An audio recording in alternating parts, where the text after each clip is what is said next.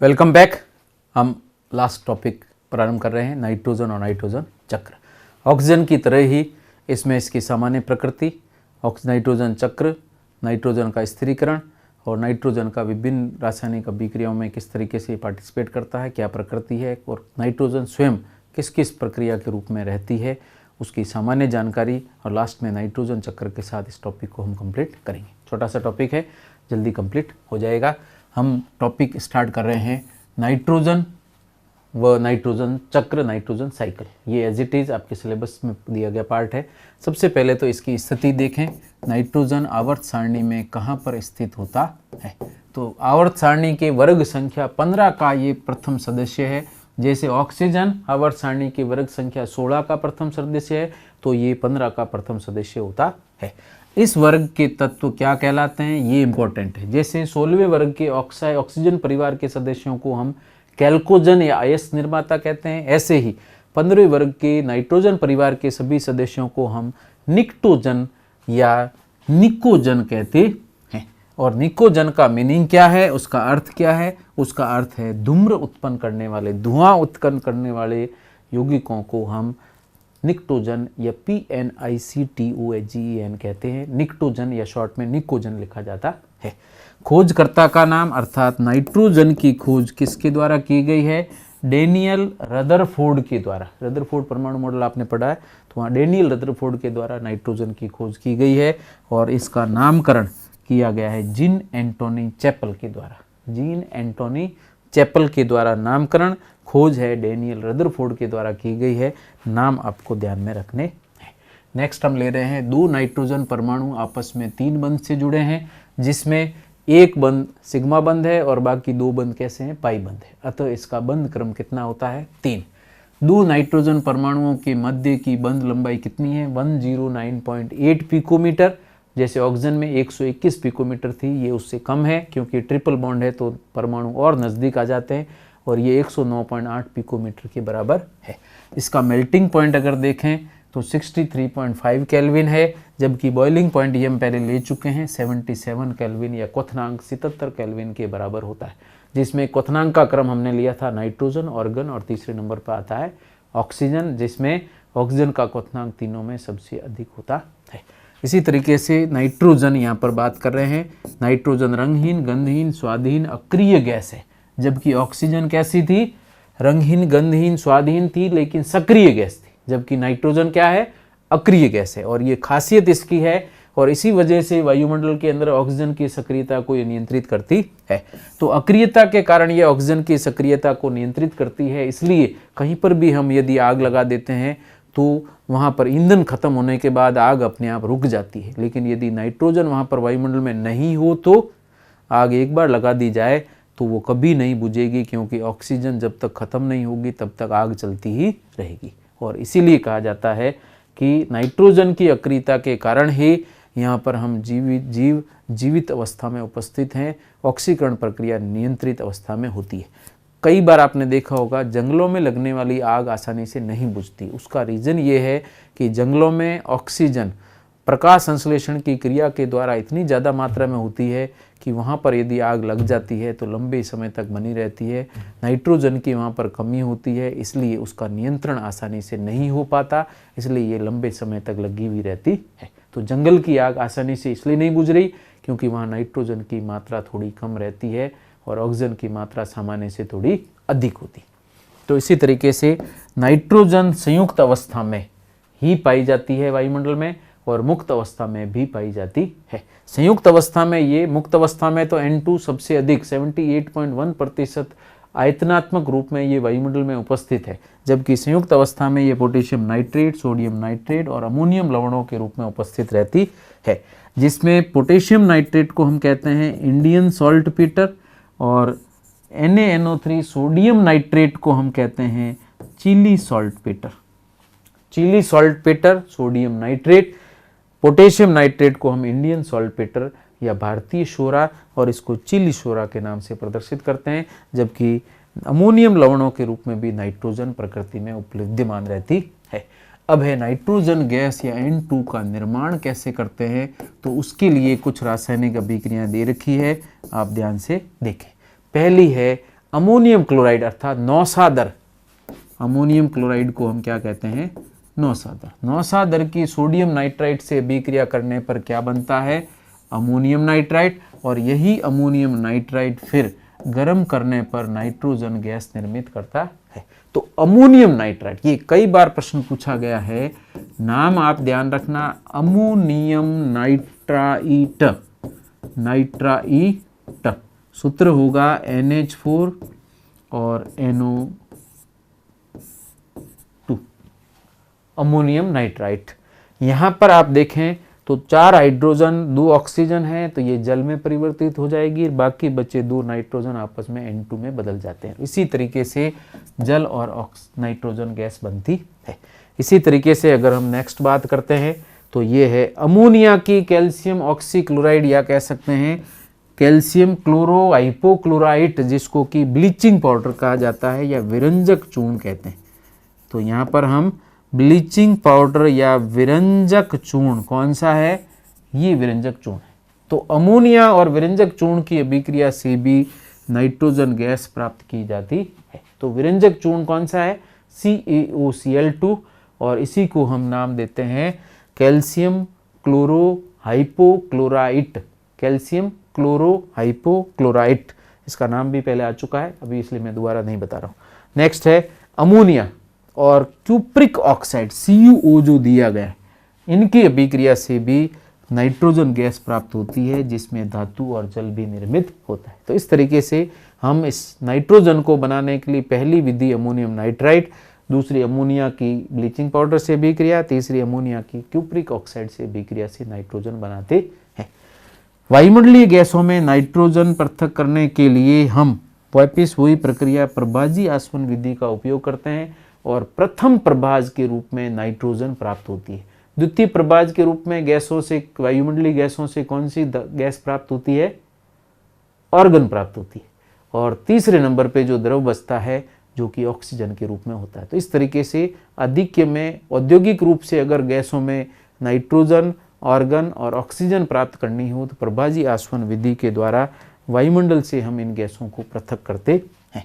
अब है नाइट्रोजन की केमिकल रिएक्शन से रासायनिक अभिक्रियाएं कौन कौन सी है, तो उसमें कुछ सामान्य अभिक्रियाएं दे रखी है जो कि नाइट्रोजन फिक्सेशन में भी आएगी या नाइट्रोजन स्थिरीकरण में आती है। और नाइट्रोजन स्थिरीकरण वास्तव में शब्द कहाँ काम में लिया जाता है, यदि वायुमंडलीय नाइट्रोजन या N2 को किसी यौगिक में बदला जाए तो हम उसे नाइट्रोजन स्थिरीकरण कहते हैं। तो नाइट्रोजन का यौगिक में परिवर्तन नाइट्रोजन स्थिरीकरण कहलाता है। तो यहाँ पर रासायनिक अभिक्रियाओं में यदि हम सीधी नाइट्रोजन लेके अभिक्रिया कर रहे हैं तो इसके नाइट्रोजन स्थिरीकरण कहा जाएगा। पहला यहाँ पर दे रखा है, धातुओं के साथ अभिक्रिया द्वारा नाइट्रोजन क्या बनाता है, नाइट्राइड बनाता है। और उसमें भी धातुएं निश्चित है, लिथियम, मैग्नीशियम, कैल्शियम, एल्यूमिनियम, जिसमें लिथियम मैग्नीशियम विकर्ण संबंध युक्त नाइट्राइड बनाता है। ये 2 अभिक्रिया है, लिथियम की संयोजकता 1, नाइट्रोजन की 3, तो Li3N बनेगा। मैग्नीशियम की 2, नाइट्रोजन की 3, तो Mg3N2 बनेगा। ये अणुसूत्र लिखने की तरीका हम बता चुके। तीसरे नंबर पे कैल्शियम नाइट्रोजन है तो सेम मैग्नीशियम की संयोजकता है, तो ये भी Ca3N2 बनाएगा। और अगर एल्यूमिनियम जिसकी संयोजकता दोनों की 3-3 है तो ये एक एक मिलके एल्यूमिनियम नाइट्राइड बनाते हैं, Al का संश्लेषण करते हैं।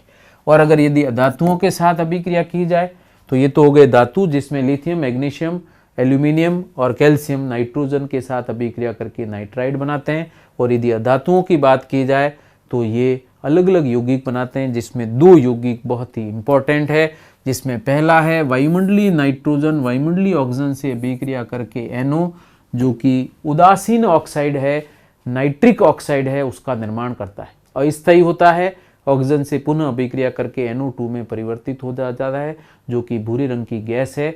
और ये आगे जा कर के फोटोकेमिकल स्मोग का निर्माण भी करता है। ये आपके पर्यावरण वाले में आएगा जब हम चर्चा करेंगे। नाइट्रोजन की हाइड्रोजन से अभिक्रिया करें तो अमोनिया बनती है, और ये हेबर-बोश प्रक्रम है जिसमें औद्योगिक रूप से अमोनिया संश्लेषित करने के लिए नाइट्रोजन स्थिरीकरण किया जाता है। और ऊपर वाली विधि ओस्टवाल्ड विधि है जिसमें नाइट्रोजन स्थिरीकरण करते हैं। अमोनिया निर्माण की इस विधि को, कौन सी हम बात कर रहे हैं, सेकंड वाले की, तो अमोनिया निर्माण की इस सेकंड विधि को हम हेबर-बोश विधि कहते हैं, या सामान्य भाषा में हेबर संश्लेषण कहलाता है। प्राप्त अमोनिया का उपयोग फर्टिलाइजर या उर्वरक के रूप में किया जाता है। Fe यहाँ पर इस अभिक्रिया की बात कर रहे हैं। इस अभिक्रिया में अर्थात हेबर विधि के अंदर आयरन उत्प्रेरक के रूप में और मोलिब्डेनम धातु उत्प्रेरक वर्धक के रूप में प्रयुक्त होता करता या कहलाता या काम करता है। उत्प्रेरक किसे कहते हैं?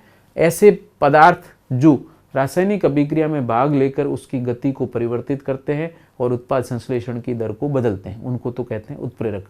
और वे पदार्थ जो स्वयं उत्प्रेरक का काम नहीं कर सकते लेकिन उत्प्रेरक के साथ उपस्थित रहने पर उत्प्रेरक की क्रियाशीलता को बढ़ाते हैं, उनको उत्प्रेरक वर्धक कहा जाता है। तो MO स्वयं उत्प्रेरक का काम नहीं करता, लेकिन Fe के साथ होगा तो ये Fe की सक्रियता को बढ़ाने का काम करता है, इसलिए इसको हम उत्प्रेरक वर्धक कहते हैं।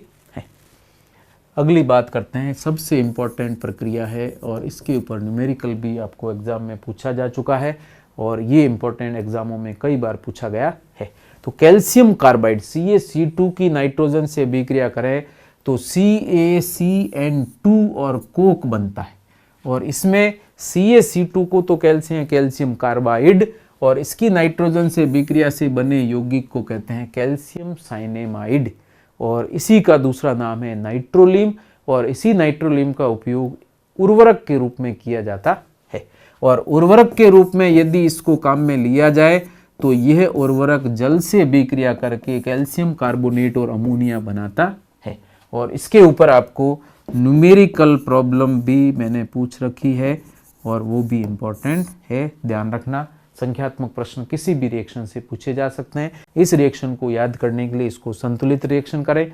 अमोनिया जल में जैसे इस साइनेमाइड या नाइट्रोलीम को जल में मिलाएंगे तो ये जल के साथ अभिक्रिया करके अमोनिया उत्पन्न करता है और ये अमोनिया जल या भूमि के अंदर उपस्थित लवणों से अभिक्रिया करके या अम्लों से अभिक्रिया करके अमोनियम की लवण बनाएगा और वही पौधों के द्वारा अवशोषित होता है। तो इम्पोर्टेंट है नाइट्रोलीम साइनेमाइड CaCN2 के रूप में दर्शाया जाता है। अब है एप्लीकेशंस ऑफ नाइट्रोजन। नाइट्रोजन हम किस किस रूप में प्रयुक्त करते हैं? तो उसमें पहला है अमोनिया, नाइट्रिक अम्ल HNO3, कैल्शियम साइनेमाइड या नाइट्रोलीम बनाने के लिए इसको काम में लिया जाता है। इसी के अलावा HNO3 बनाने के लिए कौन कौन से मेथड्स हैं, जिसमें पहला है बर्कलैंड विधि, जिसमें नाइट्रोजन और ऑक्सीजन की अभिक्रिया से नाइट्रिक ऑक्साइड, पुनः ऑक्सीकरण से नाइट्रोजन डाइऑक्साइड, फिर इसका जल अपघटन करने पर HNO3 और HNO3 की कैल्शियम लवणों से अभिक्रिया करके कैल्शियम नाइट्राइड जो कि उर्वरक के रूप में प्रयुक्त किया जाता है बनाते। तो यहाँ तक की प्रक्रिया जहाँ तक HNO3 बनता है बर्कलैंड विधि कहलाती है, जिसमें नाइट्रिक अम्ल निर्मित किया जाता है। दूसरे में उपयुक्त अभिक्रिया प्राकृतिक रूप से भी संपन्न होती है, जिसको हम प्राकृतिक नाइट्रोजन स्थिरीकरण कहते हैं या नाइट्रोजन फिक्सेशन कहा जाता है। कौन सी अभिक्रिया की बात कर रहे हैं? केवल यहाँ से यहाँ तक की अभिक्रिया है जो कि नाइट्रोजन स्थिरीकरण कहलाती है। और ये कैसे संपन्न होती है? प्रयोगशाला में तो ये प्लेटिनम की उपस्थिति में 800 डिग्री सेंटीग्रेड पर हो रही है, लेकिन वायुमंडल में नाइट्रोजन और ऑक्सीजन गैसों के रूप में उपस्थित है। जब भी बरसात के समय बिजली कड़कती है तो बिजली के कड़कने पर उच्च ऊर्जा उत्पन्न होगी और उस ऊर्जा के द्वारा नाइट्रोजन और ऑक्सीजन आपस में अभिक्रिया करके NO बनाते हैं। फिर यही वायुमंडलीय ऑक्सीजन से अभिक्रिया करके NO2 बनाता है और बरसात में होने वाली नमी या जल से अभिक्रिया करके ये HNO3 बनाता है और HNO3 फिर भूमि में पहुंच करके कैल्शियम नाइट्राइड का निर्माण करेगा या किसी भी धातु के नाइट्राइड का संश्लेषण करता है। तो इस तरीके से यह प्रक्रिया जो कि बर्कलैंड विधि में प्रयुक्त की गई है, ये प्राकृतिक रूप से भी नाइट्रोजन स्थिरीकरण में प्रयुक्त होती है। नेक्स्ट है HNO3 के निर्माण की एक और विधि है जिसमें मैं नाइट्रिक अम्ल बना रहे हैं और इसका नाम है ओस्टवाल्ड विधि। ओस्टवाल्ड विधि में हम अमोनिया से पहले NO2 बनाते हैं और उसके बाद इसको HNO3 में परिवर्तित किया जाता है। अर्थात अमोनिया से HNO3 बनाने की प्रक्रिया को ओस्टवाल्ड विधि कहते हैं। और इसमें हम अमोनिया और ऑक्सीजन को कितने बहुत उच्च ताप पर प्लेटिनम की उपस्थिति में 800 डिग्री सेंटीग्रेड तक गर्म करें तो नाइट्रिक ऑक्साइड बनता है। नाइट्रिक ऑक्साइड NO2 में परिवर्तित होता है ऑक्सीजन की उपस्थिति में और जल अपघटन द्वारा नाइट्रिक अम्ल में बदलता है। तो बर्कलैंड विधि और दूसरे नंबर पे ओस्टवाल्ड विधि, ये दोनों विधियों से हम नाइट्रिक अम्ल बनाते हैं और ये कृत्रिम तरीके से नाइट्रोजन स्थिरीकरण के मेथड हैं। अब ले रहे हैं अक्रिय वातावरण उत्पन्न करने के लिए भी नाइट्रोजन गैस काम में ली जाती है। अक्रिय वातावरण कैसे इंपॉर्टेंट है? खाद्य पदार्थों की विकृत गंधीता या रेंसिडिटी, और खाद्य पदार्थ जो भी हम खाने के लिए काम में ले रहे हैं जिनको कि एडिबल कहा जाता है, एडिबल पदार्थ जितने भी हैं या खाद्य पदार्थ हैं उनकी विकृत गंधीता मतलब उनमें उत्पन्न होने वाली बदबू, और बदबू उत्पन्न कैसे होती है कि यदि किसी पदार्थ में हम तेलों का उपयोग खाद्य पदार्थों में कर रहे हैं तो तेलों के वायुमंडलीय ऑक्सीजन के साथ अभिक्रिया द्वारा ऑक्सीकरण से वसीय अम्ल बनते हैं, फैटी एसिड बनते हैं, और फैटी एसिड में ही विशिष्ट प्रकृति विकृत गंध होती है, और उसी के कारण हम उस पदार्थ के अंदर वसा अम्लों की उपस्थिति से बदबू महसूस करते हैं, और उसी प्रक्रिया को हम रेंसिडिटी या विकृत गंधीता कहते हैं। तो विकृत गंधीता होने से रोकने के लिए, विकृत गंधीता किसकी वजह से हो रही है? ऑक्सीजन की उपस्थिति में ऑक्सीकरण की वजह से, और यदि ऑक्सीजन को हटा दिया जाए उसकी जगह अक्रिय गैस नाइट्रोजन भर दी जाए तो विकृत गंधीता होने की संभावना नहीं रहती है। तो हम खाद्य पदार्थों की विकृत गंधीता को रोकने के लिए नाइट्रोजन अक्रिय वातावरण में हम या नाइट्रोजन का अक्रिय वातावरण उत्पन्न करने के लिए उपयोग करते हैं। जैसे आपने देखा होगा चिप्स के पैकेट वगैरह जो आते हैं या कुरकुरे के पैकेट आते हैं उनमें हवा भरी रहती है, तो ये वास्तव में ये हवा कौन सी है? नाइट्रोजन है। और ये नाइट्रोजन अगर कुरकुरे के साथ भरी हुई है, ऑक्सीजन नहीं है, तो रेंसिडिटी उत्पन्न नहीं होगी। लंबे समय तक हम सीधे उन पदार्थों को खोलकर खाने के लिए काम में ले सकते हैं, बदबू उत्पन्न नहीं होगी। लेकिन एक बार खोल दिया है तो 10 घंटे 8 घंटे बाद में बदबू आना प्रारंभ हो जाएगी, क्योंकि ऑक्सीकरण पुनः प्रारंभ हो जाता है। तो अक्रिय वातावरण के लिए हम नाइट्रोजन काम में लेते हैं, कुछ जगह हीलियम काम में लेते हैं, कहीं पर ऑर्गन काम में लेते हैं। ये अलग अलग पदार्थों के लिए अलग अलग अक्रिय गैसों का उपयोग किया जाता है। ऑक्सीजन को हटाने के लिए भी काम में ले रहे हैं। लोहे और इस्पात के निर्माण में भी अक्रिय वातावरण उत्पन्न करने के लिए इसका उपयोग किया जाता है। लोहे और इस्पात के अंदर ऑक्सीजन अभिक्रिया करके इनके ऑक्साइड बना देता है, आयरन ऑक्साइड बना देता है। तो ऑक्सीजन की अनुपस्थिति में इनको लोहे को इस्पात में परिवर्तित किया जाता है या इनका संगठन किया जाता है। तो ऐसी स्थिति में हम वहाँ नाइट्रोजन का अक्रिय वातावरण के रूप में उपयोग करेंगे। ऐसे ही ये इंपॉर्टेंट पॉइंट है, उच्च ताप मापक तापमापी थर्मामीटर। हाई टेम्परेचर नापना हो तो उन थर्मामीटरों में हम द्रव नाइट्रोजन या नाइट्रोजन का उपयोग करते हैं, और ऐसे थर्मामीटर या तापमापी बनाने के लिए हम N2 का उपयोग करते हैं। ये इंपॉर्टेंट है, और ये इसकी नेक्स्ट प्रक्रिया। कुछ और उपयोग हैं द्रव नाइट्रोजन का उपयोग।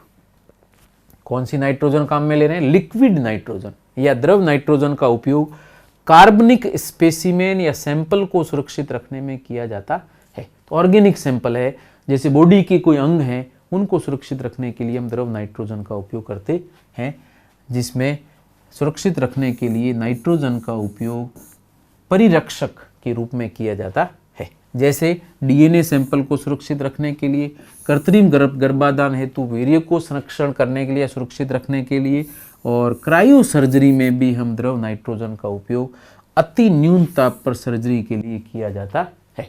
बिल्कुल निम्न ताप पर यदि नाइट्रोजन गैस की हल्की सी द्रव अवस्था में नाइट्रोजन को अगर किसी जगह पे गिराया जाए तो थोड़ी देर के लिए वहाँ का जो भाग है वो शून्य हो जाएगा, और वहाँ पर हम उस ठंडे भाग में आसानी से सर्जरी करके उसको ठीक कर सकते हैं। तो इस सर्जरी को क्या कहेंगे? निम्न ताप पर सर्जरी को क्रायो सर्जरी कहा जाता है। जैसे रॉकेट के प्रोपेलेंट इंजन के अंदर मैंने कहा था अगर लिक्विड द्रव या द्रव गैसें प्रयुक्त की गई है तो ऐसे इंजनों को हम क्या कहते हैं? क्रायोजेनिक इंजन कहा जाता है। तो क्रायो शब्द है वो अति न्यून ताप के लिए प्रयुक्त किया जाता है। तो यहाँ पर द्रव नाइट्रोजन का उपयोग स्पेसिमेन या सैंपल को सुरक्षित रखने के लिए काम में लेते हैं। जैसे जुरासिक पार्क अगर फिल्म आपने देखी है तो जुरासिक पार्क के अंदर जो भी डीएनए सैंपल है उनको आपने देखा होगा नाइट्रोजन के बड़े कंटेनर में रखते हैं, और जब भी कहीं शिफ्ट करना होता है तो उसको नाइट्रोजन कंटेनर खोल करके बाहर ले जाते हैं। नाइट्रोजन के निम्न ताप पर इसमें किसी प्रकार की कोई खराबी नहीं होती है या सैंपल खराब नहीं होता। उच्च ताप पर है तो विघटन होने की संभावना रहती है, लेकिन निम्न ताप पर विघटन नहीं होता है, और नाइट्रोजन अपने आप में ही अक्रिय गैस है, कोई अभिक्रिया खुद नहीं करेगी। ऐसे ही अब यहाँ पर अपने लास्ट टॉपिक और महत्वपूर्ण पार्ट आता है नाइट्रोजन का, और जिसको हम कहते हैं नाइट्रोजन स्थिरीकरण या नाइट्रोजन यौगिकीकरण। ठीक है, नाइट्रोजन स्थिरीकरण या नाइट्रोजन यौगिकीकरण। वायुमंडलीय नाइट्रोजन का N2 का नाइट्रोजन के यौगिकों में बदलना या परिवर्तित करना नाइट्रोजन स्थिरीकरण, यौगिकीकरण या फिक्सेशन कहलाता है। तो यहाँ परिभाषा देखें, नाइट्रोजन फिक्सेशन क्या है, तो गैसीय नाइट्रोजन का उसके यौगिकों में परिवर्तन अर्थात वायुमंडल में उपस्थित नाइट्रोजन का उसके यौगिकों में परिवर्तन नाइट्रोजन स्थिरीकरण या नाइट्रोजन यौगिकीकरण कहलाता है, जिसमें नाइट्रोजन उसके यौगिकों में potassium nitrate, sodium nitrate, calcium cyanamide या नाइट्रोलीम या अमोनिया में परिवर्तित करते हैं। और ये सभी नाइट्रोजन का इन यौगिकों में बदलना ही नाइट्रोजन स्थिरीकरण या यौगिकीकरण कहलाता है। नाइट्रोजन स्थिरीकरण हम सामान्यतः दो प्रकार से संपन्न करते हैं, जिसमें कृत्रिम नाइट्रोजन स्थिरीकरण ये बैक्टीरिया के द्वारा या फिर वायुमंडल के अंदर बिजली कड़कने के द्वारा नाइट्रोजन के ऑक्साइडों में परिवर्तन होता है या अमोनिया में या नाइट्रेट में परिवर्तन होता है। इसी तरीके से प्राकृतिक नाइट्रोजन, ये कृत्रिम नाइट्रोजन स्थिरीकरण तो किया जाता है प्रयोगशालाओं में, जबकि कृत्रिम नाइट्रोजन स्थिरीकरण बिजली कड़कने की प्रक्रिया के द्वारा कड़कने से या दूसरे तरीके से हम कहें तो ये बैक्टीरिया के द्वारा नाइट्रोजन स्थिरीकरण होता है। जैसे राइजोबियम बैक्टीरिया है, ये नाइट्रोजन स्थिरीकरण प्राकृतिक तरीके से करता है। तो कृत्रिम तरीके से प्रयोगशालाओं में जैसे बर्कलेंड विधि या ऑस्टवाल्ड विधि के अंदर किया था या हेबर विधि के अंदर हम कर रहे हैं, तो ये सब कृत्रिम नाइट्रोजन स्थिरीकरण है। लेकिन प्राकृतिक में बिजली कड़कने या बैक्टीरियाओं के द्वारा नाइट्रोजन के नए यौगिकों में बदलती है, तो उसे इस नाम से प्रदर्शित किया जाता है। अब हम वापस रिपीट कर रहे हैं कि कृत्रिम नाइट्रोजन स्थिरीकरण में ये हमने ले रखा है हेबर-बोश प्रक्रम, जिसमें नाइट्रोजन हाइड्रोजन के साथ अभिक्रिया करके अमोनिया और ऊर्जा उत्पन्न करती है। इसी तरीके से सेकंड बर्कलेंड विधि है, जिसके अंदर हम नाइट्रिक अम्ल बनाते हैं। उसमें किया जाता है नाइट्रोजन ऑक्सीजन को विद्युत आर्क की उपस्थिति में नाइट्रिक ऑक्साइड में बदलते हैं और फिर NO2 ऑक्सीकरण के द्वारा और वापस जल अपघटन द्वारा नाइट्रिक अम्ल में परिवर्तित करते हैं। इस विधि द्वारा नाइट्रिक अम्ल बनाया जाता है। बर्कलेंड ओस्टवाल्ड विधि द्वारा भी नाइट्रिक अम्ल बनाते हैं, लेकिन बर्कलेंड में नाइट्रोजन और ऑक्सीजन सेम प्राकृतिक रूप से जिस तरीके से स्थिरीकरण हो रहा है वही प्रक्रम है, लेकिन ओस्टवाल्ड विधि में हम अमोनिया से ऑक्सीजन को नाइट्रिक अम्ल में परिवर्तित करते हैं ऑक्सीकरण के द्वारा। पहले में उत्पाद NO बन रहा है, उसके आगे की सेम प्रक्रिया लगातार चलती है। तो बर्कलेंड विधि और ओस्टवाल्ड विधि दोनों ही महत्वपूर्ण हैं, जिसमें बर्कलेंड ज़्यादा इंपॉर्टेंट है क्योंकि ये सीधे नाइट्रोजन का स्थिरीकरण करता है, जबकि ओस्टवाल्ड विधि है ये अमोनिया से नाइट्रोजन स्थिरीकरण करता है। तो ये ज़्यादा इंपॉर्टेंट नहीं है, लेकिन ये इंपॉर्टेंट है ज़्यादा, और ये भी ज़्यादा इंपॉर्टेंट है जो सीधे वायुमंडलीय नाइट्रोजन का उपयोग करती है। नेक्स्ट आता है प्राकृतिक नाइट्रोजन स्थिरीकरण, और ये आपके इन सभी में सबसे महत्वपूर्ण प्रश्नों के रूप में पूछे जाते हैं बिजली कड़कने पर। तो बिजली कड़कने पर वायुमंडलीय नाइट्रोजन ऑक्सीजन अभिक्रिया करके नाइट्रिक ऑक्साइड, नाइट्रोजन डाइऑक्साइड और जल अपघटन द्वारा नाइट्रिक अम्ल बनाते हैं। यही नाइट्रिक अम्ल वर्षा जल के साथ उपस्थित HNO3 या नाइट्रिक अम्ल भूमि में मिलकर कैल्शियम, मैग्नीशियम और सोडियम के नाइट्रेट के रूप में उर्वरक के रूप में काम करता है, और ये भूमि की उर्वरा शक्ति को बढ़ाता है और बढ़ाने का काम करता है। और इसी का उपयोग पौधों द्वारा अवशोषित करके किया जाता है। जो भी नाइट्रेट जमीन में है, ये पौधों के द्वारा जल के अंदर अवशोषित करके प्रयुक्त किए जाते हैं। नेक्स्ट हम ले रहे हैं अगली प्रक्रिया, और ये है एज़ोटोबैक्टर द्वारा। एक तो बिजली कड़कने से प्राकृतिक नाइट्रोजन स्थिरीकरण, अब हम ले रहे हैं एज़ोटोबैक्टर। ये पृथ्वी के स्वतंत्र जीवाणु हैं जिनको हम एज़ोटो, यहाँ पर एज़ो जो शब्द आ रहा है, ये एज़ो शब्द नाइट्रोजन के लिए आ जाता है। ठीक है, तो एज़ोटोबैक्टर जो नाइट्रोजन का उपयोग करते हैं किसी अन्य यौगिकों में स्थिरीकरण के लिए, उन्हीं को एज़ोटोबैक्टर कहते हैं। तो वायुमंडलीय नाइट्रोजन को अमोनिया व अमोनियम लवणों में परिवर्तित करने वाले बैक्टीरिया को हम एज़ोटोबैक्टर कहते हैं, उनका नाम यही रखा गया है। ऐसा ही अगला बैक्टीरिया राइजोबियम। राइजोबियम यह फलीदार पौधों की जड़ों में पाया जाता है। फलीदार पौधों में दाल फैमिली के जितने पौधे हैं या जितनी दालें हैं, उन दालों के पौधों के अंदर जो जड़ें हैं, उन जड़ों के अंदर ग्रंथियां होती है, और उन ग्रंथियों में ये राइजोबियम बैक्टीरिया उपस्थित रहता है। और यह बैक्टीरिया इन गांठों में पाया जाता है। और इन कौन से पौधों की गांठों में पाया जाता है? लेग्यूमिनेसी फैमिली के पौधों की गांठों में पाया जाता है। और फलीदार पादप लेग्यूमिनेसी फैमिली में आते हैं और उनमें एग्जाम्पल है मटर है, मूंग है, मोठ है, अरहर है, मसूर है या तुअर है, ये सभी दालें हैं। और इन दालों के जो जड़ें हैं उन जड़ों में ग्रंथिल कोशिकाएं होती है और उन्हीं ग्रंथिल कोशिकाओं के अंदर ये राइजोबियम उपस्थित रहता है। और ये वायुमंडल से नाइट्रोजन को अवशोषित करके अमोनियम लवणों में परिवर्तित करता है या अमोनियम में बदलता है या अमोनियम बदलता है। तो यह सहजीवी जीवन के रूप में प्रयुक्त होता है। सहजीवी जीवन का मतलब है इन पेड़ पौधे या इन दालों को किसकी आवश्यकता होती है? नाइट्रोजन उर्वरक की आवश्यकता बहुत अधिक मात्रा में होती है, क्योंकि प्रोटीन बना रहे। प्रोटीन वास्तव में नाइट्रोजन के अमीनो अम्लों से ही निर्मित होती है। प्रोटीन में नाइट्रोजन की अधिकता होती है, ज़्यादा प्रोटीन की जरूरत होती है। तो ज़्यादा प्रोटीन चाहिए तो ये क्या करता है? सहजीवन उत्पन्न करता है राइजोबियम के साथ में। तो उसकी जड़ों के अंदर जो ग्रंथियां हैं ये बैक्टीरिया को रहने के लिए काम आती है। और बैक्टीरिया यहाँ रहते हुए वायुमंडलीय नाइट्रोजन को अमोनियम लवणों में परिवर्तित करता है और बदले में पौधे की जड़ों से ये पोषण प्राप्त करता है। तो इस तरीके से पौधे को ये नाइट्रोजन के यौगिक देता है और पौधे से अपना पोषण प्राप्त करते हैं। तो इस तरीके से ये बैक्टीरिया यहाँ पर सहजीवी रूप में सिम्बायोटिक लाइफ के रूप में रहता है और दोनों एक दूसरे की आवश्यकताओं की पूर्ति करते हैं। तो जितने भी दाल फैमिली के पौधे हैं, लेग्यूमिनेसी फैमिली के पौधे हैं, उनकी जड़ों में उपस्थित गांठों में राइजोबियम बैक्टीरिया पाया जाता है। तो इम्पोर्टेंट है, एक तो एजोटोबैक्टर जो भी भूमि में स्वतंत्र रूप से पाया जाने वाला बैक्टीरिया है, नाइट्रोजन स्थिरीकरण करता है, जबकि राइजोबियम फलीदार पौधों की जड़ों में पाया जाने वाला बैक्टीरिया है और ये सहजीवन के रूप में पौधे के साथ नाइट्रोजन या उसके यौगिकों को उत्पन्न करता है। तो यहाँ पर इम्पोर्टेंट वही चीज़ लिखी हुई है कि राइजोबियम व एजोटोबैक्टर को हम एक नाम देते हैं डाईएजोट्रॉप। डाईएजो का मतलब कितना हो गया? 2 नाइट्रोजन। और ट्रॉफिक शब्द आता है भोजन के लिए। तो ऐसे बैक्टीरिया जो भोजन के रूप में नाइट्रोजन का उपयोग करते हैं उनको डाईएजोट्रोफ कहते हैं या डाईएजोट्रॉप्स कहा जाता है। तो राइजोबियम हम स्थिरीकरण के लिए कौन से एंजाइम का उपयोग करता है?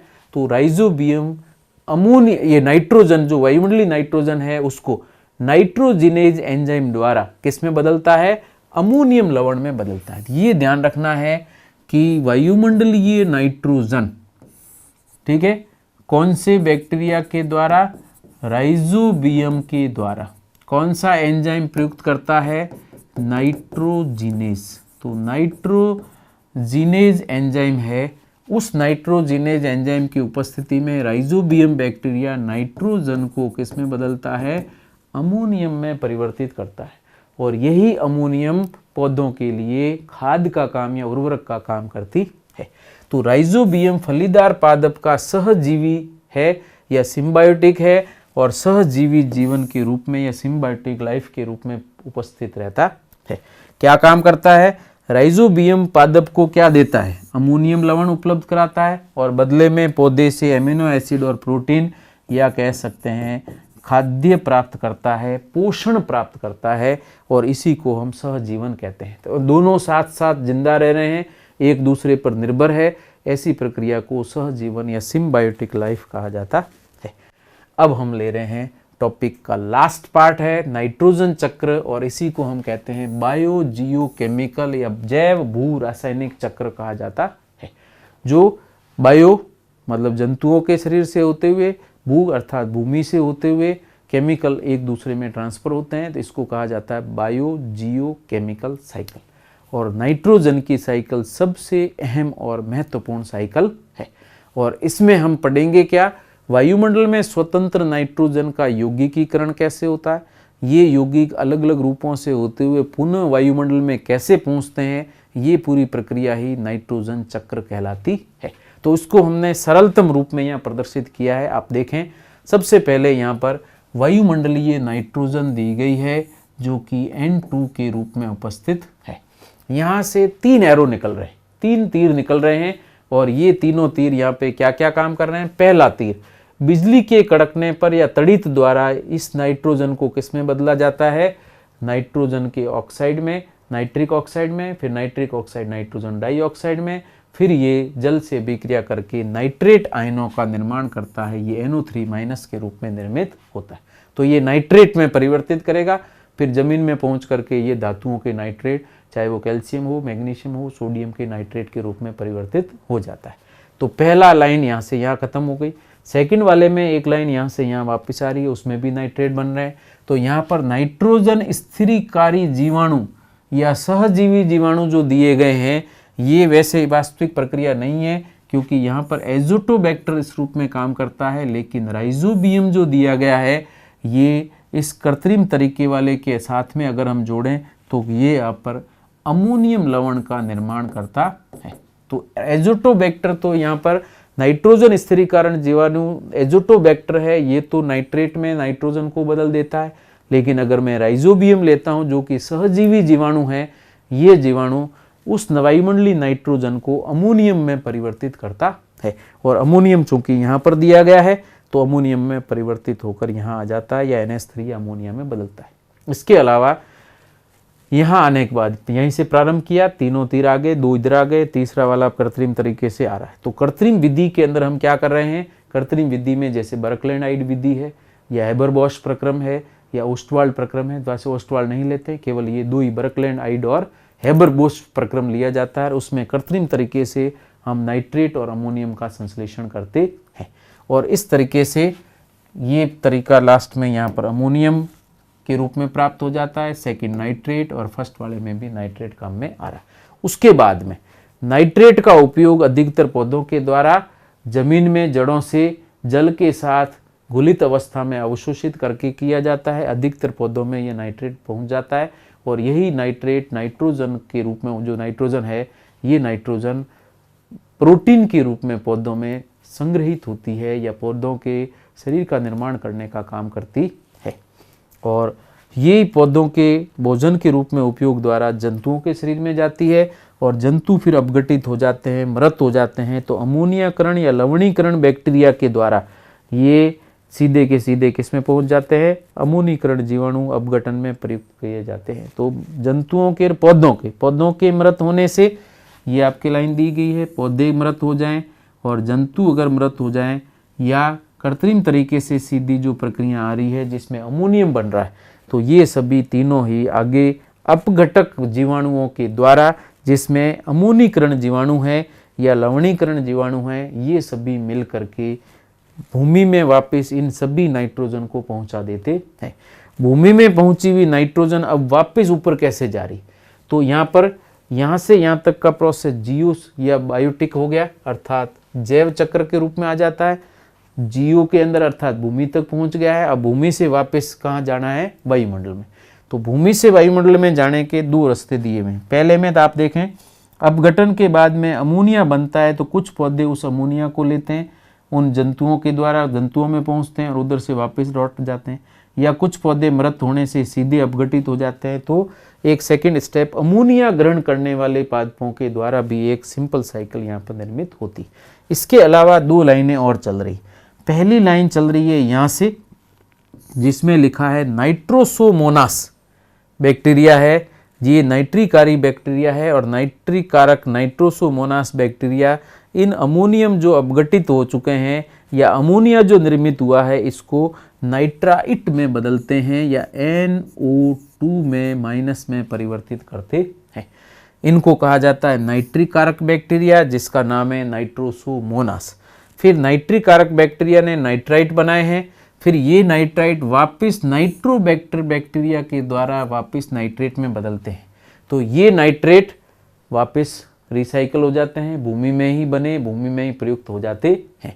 कुछ बैक्टीरिया हैं जो इन नाइट्रेटों का या इनका वो सीधा का सीधा नाइट्रिकारी बैक्टीरिया हैं जो वापस वायुमंडल में इनको स्थानांतरित कर देते हैं। तो जो कुछ नाइट्रोजन स्थिरीकरण कर रहे हैं, कुछ वापस नाइट्रोजन का स्थिरीकरण भी कर रहे हैं, जिनको हम नाइट्रिकारी बैक्टीरिया कहते हैं। तो नाइट्रिकारी ने नाइट्रेट बनाए, लेकिन ये नाइट्रेट पैराकॉकस बैक्टीरिया और स्यूडोमोनास बैक्टीरिया जो कि नाइट्रिकारी बैक्टीरिया है, ये इन नाइट्रेट और नाइट्राइटों का विघटन करके वापस नाइट्रोजन उत्पन्न करते हैं, इसलिए इनको विनाइट्रिकारी बैक्टीरिया कहा गया है।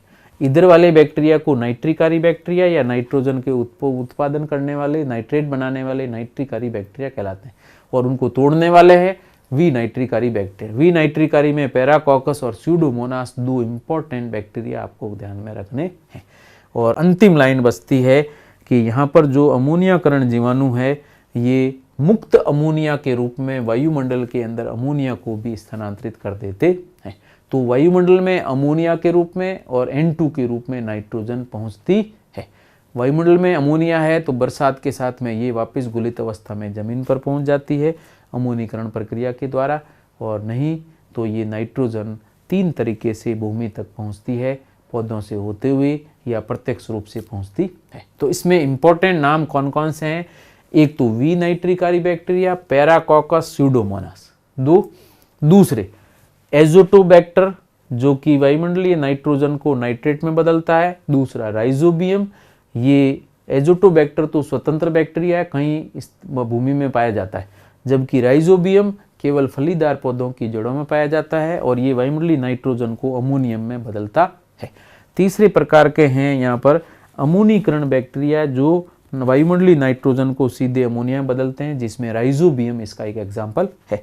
इसके अलावा नाइट्रोसोमोनास है, ये अमोनियम को नाइट्रिक कारक जीवाणु के रूप में या नाइट्रिक कारक बैक्टीरिया का नाम है नाइट्रोसोमोनास, जो कि अमोनिया को नाइट्राइट में बदलता है। जबकि नाइट्राइट को नाइट्रेट में बदलने वाला बैक्टीरिया कौन सा है? नाइट्रोबैक्टर कहलाता है। और बाकी इनका विस्थिरीकरण या विनाइट्रीकरण वाला पैराकॉकस और स्यूडोमोनास, ये नाम अपन पहले ले चुके हैं। तो इस तरीके से नाइट्रोजन साइकिल बहुत ही महत्वपूर्ण है। इनको आप चाहें तो चित्र के रूप में देखें, और अगर लिखना चाहें सामान्य तरीके से तो आप सीधा लिख सकते हैं नाइट्रोजन का स्थिरीकरण कैसे हो रहा है। तो 1, 2, 3 और चौथा राइजोबियम, 4 तरीके आप लिख दें। फिर उसके बाद में वापस अपघटन द्वारा सभी जीव जंतु अमोनियो अपघटन या अपघटक जीवाणुओं के द्वारा अपघटित होते हैं, अमोनिया बनाते हैं। अमोनिया या तो पौधों से वापस रिसाइकल हो जाता है, या फिर नाइट्राइट, फिर नाइट्राइट से नाइट्रेट और नाइट्रेट से होते हुए पुनः नाइट्रोजन में परिवर्तित होते हैं, या फिर नाइट्रेट पुनः रिसाइकल होकर के चलते रहते हैं। और इस तरीके से आप अलग अलग इनके नाम याद रखें, कौन सा बैक्टीरिया क्या काम कर रहा है, ये इंपॉर्टेंट है। तो नाइट्रिकारी बैक्टीरिया, नाइट्रोबैक्टीरिया और विनाइट्रिकारी बैक्टीरिया, अमोनियोकरण बैक्टीरिया या नाइट्रीकरण स्थिरीकरण बैक्टीरिया, तो इनके आधार पर आपको इनके नाम ध्यान रखने हैं, बहुत इंपॉर्टेंट है। वैसे सबसे ज़्यादा प्रश्न राइजोबियम पे पूछे जाते हैं, लेकिन अगर बाकी पे पूछे जाएं तो जहाँ जहाँ इनका उपयोग किया ये इंपॉर्टेंट है, आपको ये आना चाहिए। तो इसके साथ ही अपने नाइट्रोजन और उनका स्थिरीकरण प्रोसेस कंप्लीट हो जाता है। अब अपने सिर्फ पर्यावरण के अंदर कुछ प्रक्रियाएं, पर्यावरण प्रदूषण, प्लास्टिक और पर्यावरण, और कुछ सामान्य प्रक्रियाओं के साथ कृषि और उसकी पद्धतियों की चर्चा करेंगे। और नेक्स्ट क्लास के अंदर या 2-3 क्लासेज होगी जिसमें हम ये बाकी वाला टॉपिक कंप्लीट कर देंगे। ठीक है, थैंक यू सो मच।